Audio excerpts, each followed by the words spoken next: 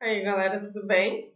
Então, a gente vai dar continuidade ao nosso conteúdo. Nós estávamos falando sobre as ondas, tanto mecânicas quanto eletromagnéticas. Vocês viram as características dessas ondas e a velocidade dela, como calcular. E agora a gente vai ver uma onda específica, que é o som, uma onda mecânica, e saber como que a gente produz o som. O som de diversas maneiras, tanto da nossa fala, quanto de instrumentos ou qualquer ruído que a gente possa ouvir por aí. Vamos começar? Então, uma coisa que a gente tem que ter em mente é que o som ele sempre vai estar associado à vibração de um meio físico. Então, você precisa vibrar alguma coisa para produzir uma onda sonora.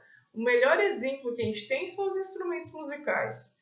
Quem toca violão ou já viu tocar violão sabe que você tem que vibrar as cordas, fazer uma vibração para que possa liberar o som a partir daquela vibração. Então, eu preciso ter um meio físico vibrando para que eu possa liberar o som dessa forma.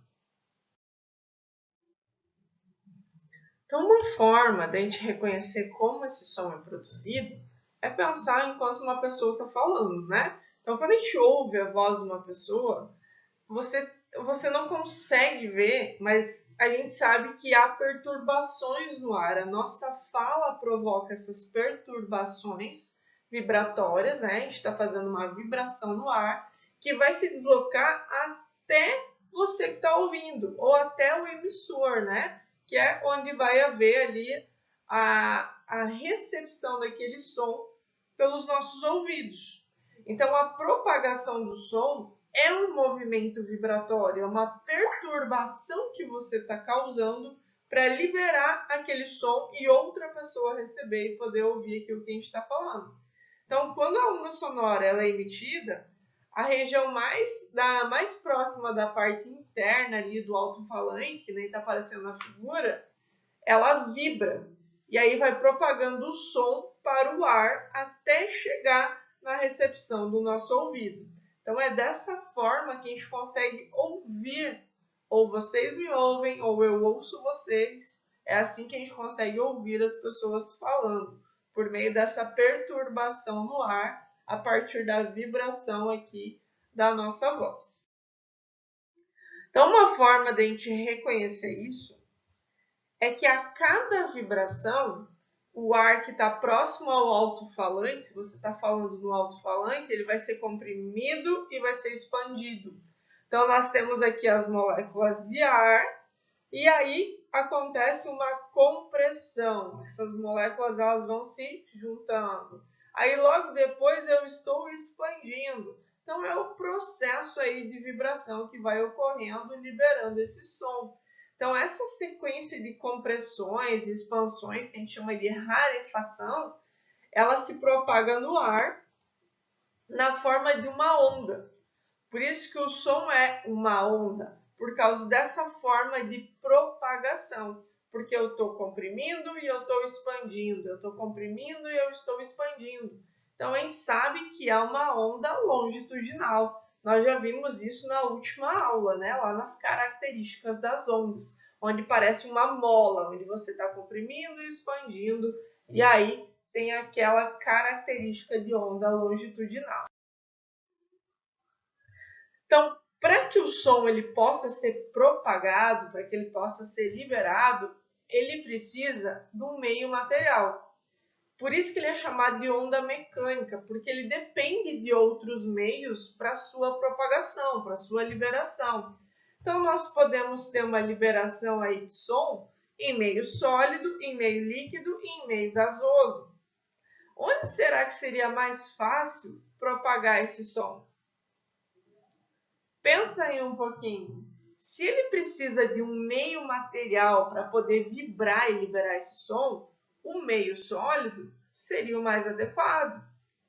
Pensa na nossa sala de aula lá. Ela está fechada, a gente não tem tanta entrada de ruído. Enquanto eu estou falando, essa vibração vai chegando até vocês mais perfeitamente do que se a gente estivesse com todas as portas abertas e com um monte de outros ruídos atrapalhando ali. Então, quanto mais fechado, mais sólido for o local, melhor vai ser essa propagação de som. Já tentaram falar embaixo d'água, quando vocês vão para a piscina? Não fica um som meio abafado? Então, eu já consigo ter ali uma dificuldade de propagação de som. Você consegue, sim, propagar esse som, porém ele vai ser mais difícil do que lá no meio sólido. Agora, em meio gasoso, isso ainda é possível, porém ele se torna um pouco mais difícil, porque num local aberto, para você falar com, vamos pensar lá num campo de futebol, para que alguém possa te ouvir lá do outro lado do campo, você vai ter que forçar mais, você vai ter que gritar mais. E ainda assim é capaz de não ouvir, né? Porque eu não tenho, se o campo está vazio, um meio de propagação sólido que vai, um meio material que vai fazer essa propagação da melhor maneira possível. Então, como nós acabamos de ver, o som ele precisa de um meio material para se propagar.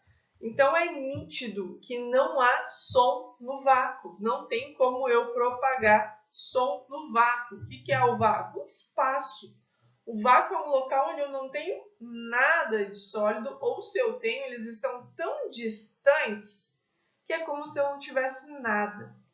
E aí nós temos os filmes que nos demonstram coisas às vezes meio erradas. Para quem assiste Star Wars, eu já assistiu Star Wars, eu já assisti todos, gosto muito do filme, porém aquele momento em que há aquelas explosões no espaço, aquele som das explosões no espaço, isso não é possível, porque eu estou propagando som no vácuo e não se propaga som no vácuo. Agora, um filme que traz essa parte correta é 2001, Odisseia no Espaço, que é um filme lá de 68. Né? Ele também trata ali dessa parte espacial. E é um filme que, sim, ele leva em consideração essa parte científica e no filme não se demonstra nenhum tipo de ruído ou efeito sonoro quando eles estão na parte externa da nave, quando está se tratando diretamente no espaço. Então, a gente tem vários exemplos no nosso dia a dia, e principalmente os filmes trazem isso, da forma errônea como é apresentada essa propagação de som. Né? Então, a partir de agora, a gente começa a prestar atenção nesses filmes que a gente assiste e vai verificar que, como o som não se propaga no vácuo, eu não tenho som no espaço. Então, isso não pode acontecer. Tudo bem, pessoal? A aula de hoje é só sobre os meios de propagação, né, e como eles acontecem. E na próxima aula a gente vai ver sobre a velocidade do som. Qualquer dúvida aí sobre esse conteúdo, vocês me procuram. Belezinha? Até a próxima aula!